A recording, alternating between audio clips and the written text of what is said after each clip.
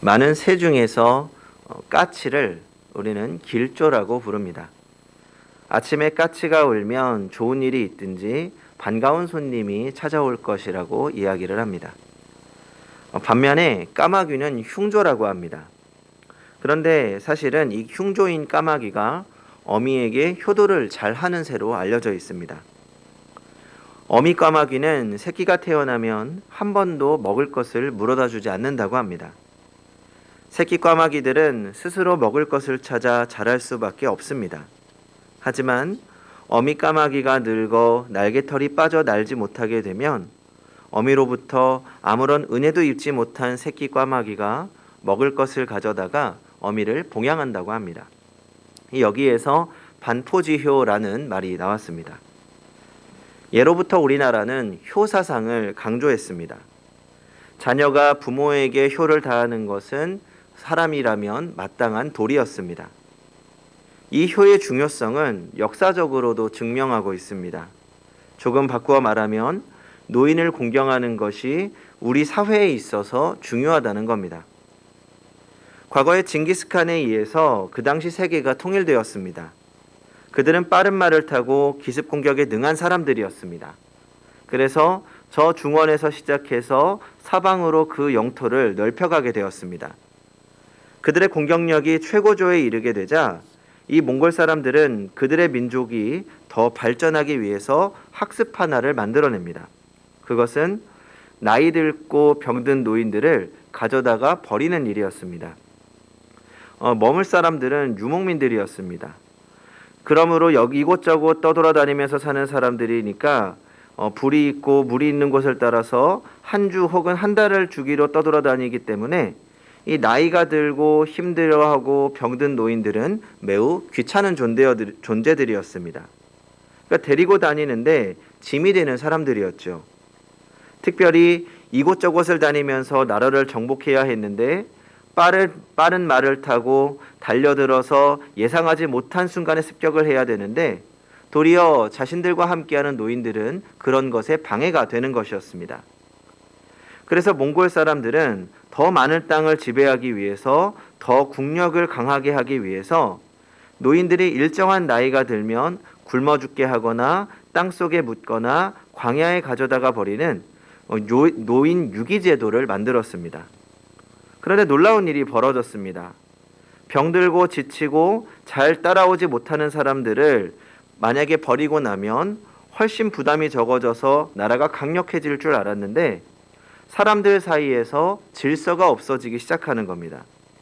사람들 사이에 윤리가 없어지고 무엇을 위해 싸워야 할지 그것에 대한 목표를 잃어버리게 되면서 몽골이 급속도로 쇠락하고 망하고 말았습니다. 그래서 몽골이 사라진 이유 중에 하나를 노인들을 소홀히 했다는 것이라고 이야기를 하는 겁니다. 그러니까 어른에 대한 공경이 사라지는 사회는 질서를 잃어버리고 결국 좋지 않은 결말을 맞이하게 된다는 것이지요. 그런데 노인문제연구소 발표에 따르면 동양의 노인들, 특히 한국, 일본, 대만, 홍콩, 말레이시아 등 유교 문화권에 속해 있는 지역의 노인들은 1950년도까지만 해도 가정에서 권위 있는 존재로 인정받아 왔고 자녀에 대한 영향력도 막강했습니다. 하지만 지금은 노인 존중의 기풍이 감소되어서 노인들은 고독과 소외감에 시달리며 생계의 위협과 함께 병고로 고통받는 노인들이 날이 갈수록 늘고 있다고 합니다. 오늘날 노인 공경이 사라져가고 또 그에도 함께 부모에 대한 공경도 사라져가고 있습니다. 이러한 현상이 지속되고 악화된다면 결국은 우리 사회와 가정에도 좋지 않은 영향을 끼치게 될 것입니다. 노인을 공경하고 또 효를 행하는 것은 우리의 오랜 전통이면서 우리 사회를 건강하게 만들기 위한 중요한 요소입니다. 그러나 이런 이유를 넘어서서 효는 그리스도인으로서 마땅히 가져야 하는 덕목입니다. 성경에서도 효를 굉장히 강조하고 있습니다. 특별히 성경은 두 가지로 나누어서 강조합니다. 첫 번째는 축복입니다. 하나님께서 우리 인간에게 삶을 살아야 되는 10가지 계명을 주셨습니다. 출애굽기 20장 이하에 기록된 10계명이지요. 1계명부터 4계명까지는 하나님과 우리와의 관계에 대한 계명입니다. 하나님을 잘 섬기라는 것, 우상을 만들지 말라는 것, 안식일을 지키라는 것, 하나님과 어떻게 관계를 맺어야 하는가에 대해서 말하고 있습니다. 그리고 5계명부터 10계명까지는 인간과 인간과의 관계를 말하고 있습니다. 도둑질하지 말라, 간음하지 말라, 남의 것을 훔치지 말라, 여러 가지 인간사회의 윤리를 말하고 있죠. 그런데 그 중에서 첫 번째로 하나님이 우리에게 말씀하신 것이 내 부모를 공경하라입니다. 제5계명입니다. 사람에 대한 계명 중에 첫 번째가 부모 공경입니다. 그리고 이 10가지 계명 중에서 약속이 있는 계명은 5계명이 유일합니다. 10계명은 무엇을 해라, 하지 말라고 간단하게 구분되어 있는데 제5계명만 내 부모를 공경하라, 그리하면 내가 내게 준 땅에서 오랫동안 장수하리라 라고 약속하고 있습니다. 그래서 오늘 본문이 이제 이 제5계명을 가리켜서 약속이 있는 첫 계명이라고 하는 겁니다. 오늘 본문의 말씀을 한번 다시 보겠습니다. 자녀들아, 주 안에서 너희 부모에게 순종하라. 이것이 옳으니라. 내 아버지와 어머니를 공경하라. 이것은 약속이 있는 첫 계명이니 이로써 내가 잘되고 땅에서 장수하리라. 성경은 우리 가운데 가르치면서 내가 부모를 공경하게 되는 것이 네가 잘되는 길이라 라고 말하고 있습니다. 부모에 대한 공경은 마땅한 우리의 의무이고 하나님의 명령이지만 그 일을 행하게 될 때 우리에게 축복이 임할 것이라는 겁니다. 두 번째는 저주와 책망입니다. 신명기 21장에 보면 무서운 말씀이 기록되어 있습니다. 사람에게 완악하고 패역한 아들이 있어 그의 아버지의 말이나 그의 어머니의 말을 순종하지 아니하고 부모가 징계하여도 순종하지 아니하거든 그의 부모가 그를 끌고 성문에 이르러 그 성읍 장로들에게 나아가서 그 성읍 장로들에게 말하기를 우리의 자식은 완악하고 패역하여 우리 말을 듣지 아니하고 방탕하며 술에 잠긴 자라 하면 그 성읍의 모든 사람들이 그를 돌로 쳐 죽일지니 이같이 내가 너희 중에서 악을 제하라. 그리하면 온 이스라엘이 듣고 두려워하리라. 제가 어릴 적에 말을 듣지 않으면 어머니께서 종종 농담 삼아서 하시던 말씀입니다. 이 말씀을 잘못 적용해서 어린아이들이 잘못했을 때 혼내도 된다는 말씀으로 이해하시면 안 됩니다. 성경에서도 이렇게 가르치잖아. 너 잘못하면 돌로 쳐 죽어. 그렇게 말씀하시면 안 됩니다. 요즘 같은 시대에 잘못하면 성경이 아동학대를 한다고 오해할 수 있습니다. 그런데 여기서 말하는 자녀는 어린아이를 말하는 것이 아닙니다. 이제는 장성하여서 부모의 말을 이해할 수 있는 청년을 말합니다.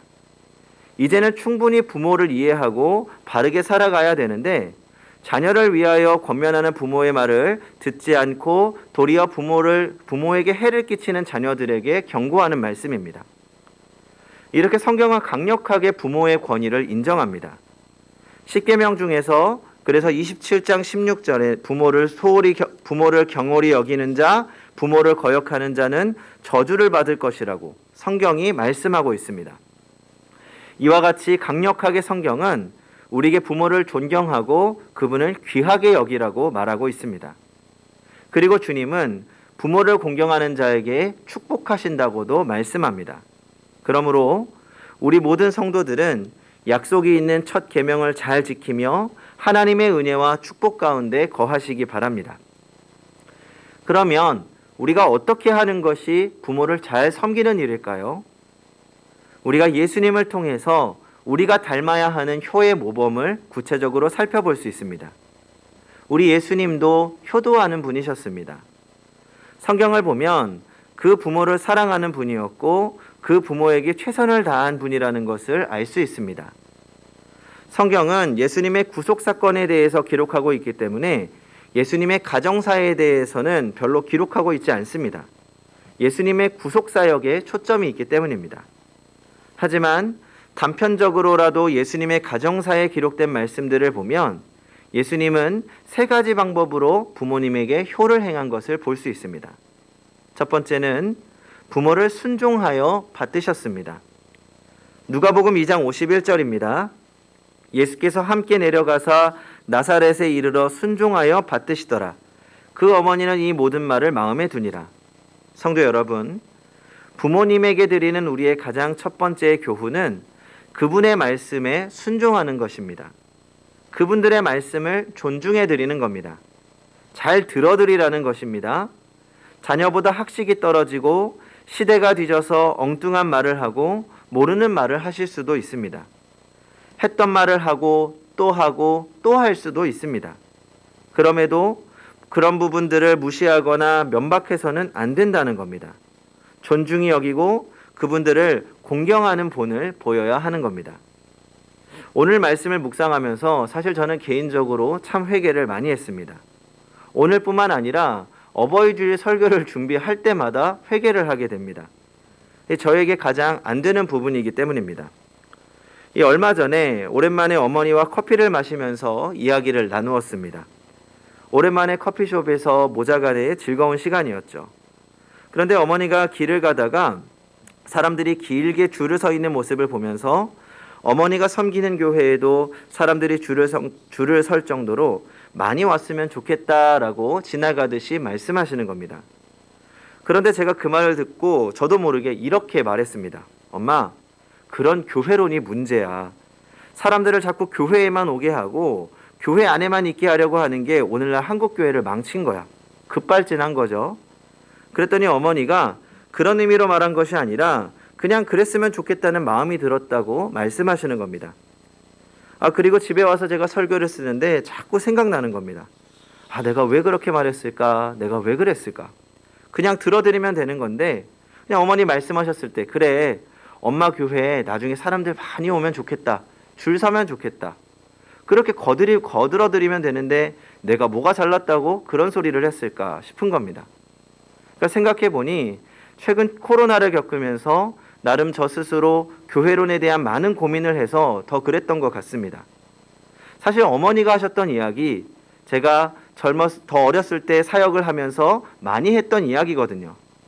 특히 청소년 사역하면서 청소년들에게 야, 우리 예배 부흥해서 줄 서서 기다리는 예배 되면 좋겠다. 우리 예배 사람들 참 더 많아졌으면 좋겠다. 그렇게 비전을 제시하기도 했습니다.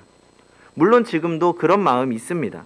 빨리 상황이 종식되고 예배당에 사람이 가득 넘치고 또 예배를 사모하는 사람들이 많아져서 우리 교회도 줄 서는 교회 되면 좋겠습니다. 그러면서도 이제는 정말 성도들이 교회 안에 갇힌 게 아니라 교회가 세상과 분리되는 것이 아니라 성도가 교회가 되고 교회가 교회되려면 이 나부터 교회론이 바뀌어야 된다는 생각을 더욱 많이 하고 있었습니다. 또 어떻게 해야 우리 교회가 바른 교회론을 세우고 하나님이 기뻐하시는 교회가 되어야 할지 참 많이 고민하며 기도하고 있었습니다. 그러던 차에 어머니가 그런 말씀을 하시니까 제가 괜히 찔려서 더 공격적으로 반응했던 겁니다. 그래서 아무리 생각해도 제가 마음이 너무 쓰여서 집에 돌아와서 또 설교를 쓰다가 어머니께 문자를 하나 넣었습니다. 엄마, 내가 요즘 이러이러한 생각을 많이 해서 내가 좀 공격적으로 이야기한 것 같다. 그랬더니 어머니께서 오히려 제 걱정을 해주시더라고요. 스트레스 많겠다, 우리 아들. 모든 균형은 하나님께서 측정하시겠지. 만약에 윤희가 커서 저에게 저처럼 말한다? 굉장히 속상하고 슬플 것 같습니다. 내가 널 어떻게 키웠는데, 내가 네 이야기, 엉뚱한 이야기 얼마나 많이 다 들어줬는데. 그러고 보면 우리 부모님들, 자녀들이 아무리 못나게 굴어도 끝까지 사랑하시는 부모님이신 것 같습니다. 그런 부모님들의 말 한마디를 먼저 들어드리는 것이 순종의 첫 번째이며 부모를 기쁘게 하는 첫 번째입니다. 두 번째로, 예수님은 부모님의 실제 생활에 도움을 드리는 효를 행했던 분입니다. 성경을 보면 예수님의 구원 사역은 30살이 되어서 시작되었습니다. 29살까지는 가정에 머물면서 장남으로서의 도리를 다했던 것입니다. 당시의 기록을 보면 예수님의 아버지 요셉은 예수님이 어렸을 때 돌아가셨다고 합니다. 그래서 예수님은 어린 나이에 어머니를 봉양하고 동생들을 키우는 그런 소년 가장 역할을 감당했다는 겁니다. 그러니까 목수 일을 하면서 집안을 이끌어 나가신 거죠. 예수님께서 공생애로 나가시기 전에 자녀로서의 의무를 잘 감당하시던 분입니다. 또 예수님께서 십자가의 사명을 감당하시면서도 아들의 의무를 잊지 않으셨습니다. 십자가에 못 박혀서 고통과 아픔이 있는 상황에서도 자신의 어머니를 챙기셨습니다. 죽음을 불과 몇 분 앞에 두고 정신이 혼미한 상황에서도 어머니를 제자 요한에게 맡기셨고 그 후에야 숨을 거두셨습니다. 우리는 부모님에 대한 효를 입으로만 하면 안 됩니다. 마음으로만 해서도 안 됩니다. 우리의 시간과 우리의 물질과 우리의 몸을 사용해서 효를 행해야 합니다. 마음이 있는 곳에 물질과 시간과 몸이 함께 가야 합니다. 심리학자들은 자식을 사랑하는 인간의 마음을 1차 감정이라고 합니다. 그리고 부모를 사랑하는 자녀의 감정을 2차 감정이라고 합니다. 그 이유는 자식을 사랑하는 마음은 노력하지 않아도 그냥 본능적으로 나온다는 겁니다. 다시 말하면 우리가 어떤 맛있는 음식을 먹는다든지 경치 좋은 곳을 본다든지 또 굉장히 좋은 물건을 보게 되면 본능적으로 자식을 먼저 생각하게 된다는 거죠. 그리고 그 다음으로 부모 생각을 하게 된다는 겁니다. 다시 말하면 자식 사랑은 가르쳐주지 않아도 잘하는데 부모 사랑은 노력해야만 가능하다는 겁니다. 자녀는 부모를 사랑하기 위해 노력해야 합니다. 부모님들의 자발적인 사랑에 비하면 너무나 초라하지만 그래도 우리는 부모를 더욱 사랑하기 위해 스스로 노력하며 부모를 잘 섬겨야 할 것입니다. 세 번째로 부모님의 이름을 존귀하게 해야 합니다. 성경은 예수님의 어머니와 아버지에 대하여서 별로 많이 기록하고 있지 않습니다. 얼마나 훌륭한 사람인지 우리가 잘 알지 못합니다. 그러나 우리는 요셉과 마리아는 신앙인의 표상으로 존중합니다. 왜냐하면 예수님이 그 사역을 잘 감당하셨기 때문입니다. 예수님 때문에 그 부모님의 이름도 빛나게 되는 것이죠. 이처럼 우리가 바르고 살아갈 때 우리의 부모님의 이름도 빛나게 될 것입니다. 우리가 함부로 살게 될 때 우리의 부모님의 이름을 욕되게 합니다. 마찬가지로 내가 어떤 삶을 살고 어떤 신앙생활을 하느냐에 따라서 내 부모님이 어떤 인생을 살았는지를 다른 사람에게 보여주게 됩니다. 성도 여러분, 오늘 예수님께서 보여주신 효의 모습은 우리도 닮아야 할 부분입니다. 부모님께 자식이 드릴 수 있는 가장 먼저 된 효는 부모의 말씀을 귀하게 듣고 순종하는 것임을 늘 기억하십시오. 또 부모의 필요를 자녀가 알아 먼저 채워줄 수 있는 사랑의 노력 또한 필요합니다. 또한 무엇보다 우리에게 주어진 삶 가운데 최선을 다해 멋지게 살아가며 우리 부모님의 이름 또한 존귀하게 해야 할 것입니다. 그렇게 약속이 있는 첫 계명에 순종하며 부모님께도 기쁨을 드리고 또 우리의 아버지 되시는 하나님을 잘 섬기며 하나님께서 주시는 축복을 누리며 살아가는 성도님들이 되시기 바랍니다. 기도하겠습니다.